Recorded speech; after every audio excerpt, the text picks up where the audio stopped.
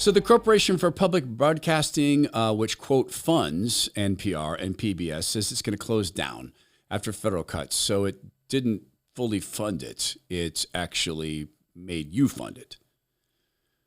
So goodbye to PBS, and I've got a parting gift for them in a second. But first of all, just a lesson from life.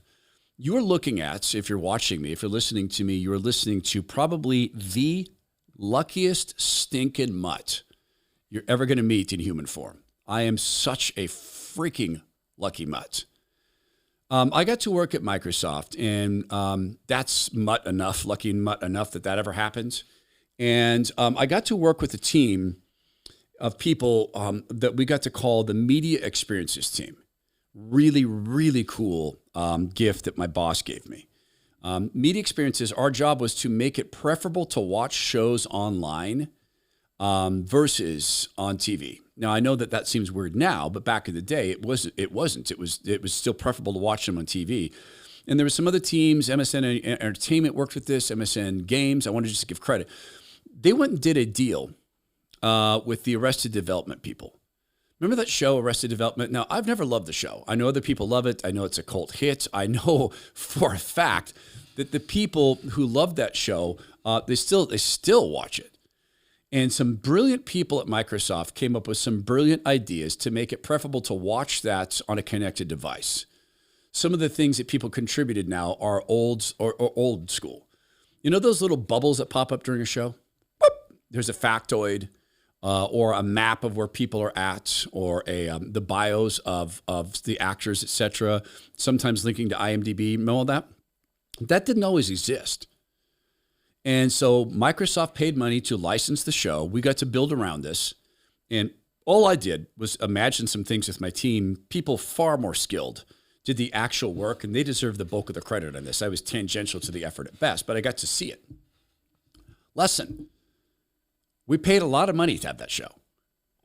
I think it approached, as I'm remembering by memory, I think it may have approached $50 million to have that show that had been canceled on TV. So it was worthwhile. The Corporation for Public Broadcasting is shutting down rather than going out and shopping the opportunity to help NPR and PBS. Why are they doing that? Well, they aren't real business people. They're good old-fashioned DC grifters. And I want to give them a brief, maybe 30-second parting gift with maybe a 1-minute explanation from me as they walk out the door, having lost the gravy train access. And by the way, what would you rather do? Go work for a living or lick a bowl full of delicious money gravy? Sweet money gravy. Look, money runs everything to a degree. The love of money is the root of all evil. The love of money, not money itself. You're going to need money to retire. Maybe $1 million, maybe 10 million, maybe 20, depending on how the economy turns out. Maybe 500,000 if things go really bad. So what are you doing to make sure your retirement is not a wish or a dream or a hope? What are you doing to make sure it's a plan? Now, maybe you work with a financial advisor. Did you know that financial advisors don't have to put your best interest ahead of their own? Did you know that? They actually don't. Maybe you're using algorithmic approaches. If so, I hope you're really good at it because there's a lot of fees tied up and all that. Do you know that fiduciaries have to put your financial interests ahead of theirs? Did you know that? Zach Abraham, Chief Investment Officer, Bulwark Capital Management, is a fiduciary. They have now had 5 out of the last 6 years of their performances audited. So you can ask Zach about that, the performance. His whole drive is risk management, which he accomplishes by actively managing every portfolio, which can reduce risk and volatility. And he is the master of spreading the bets. But please hear this, please hear this, please hear this. Zach is playing the long game. This is not the place to go get your sugar high. Hey, we hit the peak of NVIDIA. Don't do that. They play the long game. This is where my money's at, the bulk of it. Zach wouldn't let me put it all there because that's too risky. He'll give you a free, no-obligation consultation. In fact, 3 free talks to see if you want to work with each other. Go to knowyourriskpodcast.com. That's knowyourriskpodcast.com. Investment advisory services offered through Trek Financial LLC and SEC-registered investment advisor. Investments involve risk and are not guaranteed. Past performance doesn't guarantee future results. Trek 25-252. It wasn't just Arrested Development we went out and paid money to get. We're going to get a lot of shows when Microsoft was still trying to play the entertainment game. I know there are licensing teams at Google and YouTube who go do the same thing because these things have value. I have no doubt that there's shows on PBS that are going to survive and probably be bid for if it ends up that way. No doubt the brands they've built.